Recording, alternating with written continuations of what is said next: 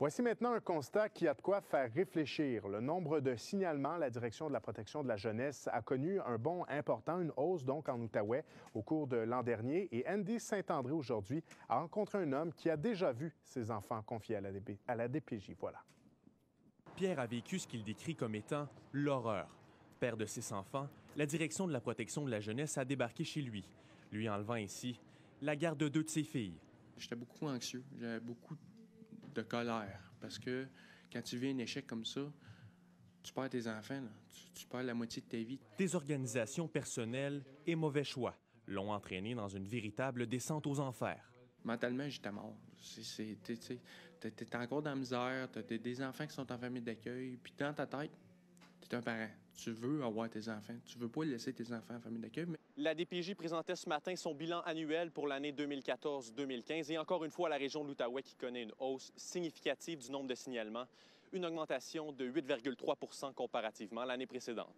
En pleine compression budgétaire, il n'est pas évident pour les intervenants de composer avec un si grand nombre de cas. Peut-être c'est dans la façon dont ces compressions-là vont avoir lieu qui a plus un impact sur les enfants. Ça a laissé peu de temps puis peu de chance aux gens d'être créatifs pour regarder comment on peut pallier à cette nouvelle réalité-là. Quelles sont les causes exactes d'une augmentation aussi importante du nombre de signalements dans la région? L'endettement des ménages et les divorces sont les principales causes de cette hausse significative selon les intervenants. Mais il y a également un nouveau phénomène, celui de l'immigration.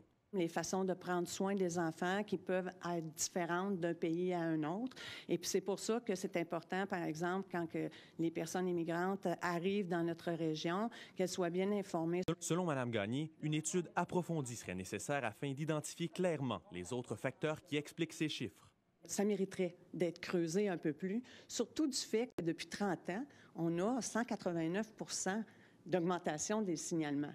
Les problèmes de Pierre sont derrière lui. Le père a repris le contrôle de sa vie. Aujourd'hui, comment vous voyez la vie? En rose. Moi, je la vois en rose. Aujourd'hui, là, je vis une vie de famille complète. Andy Saint-André, TVA Nouvelles, à Gatineau.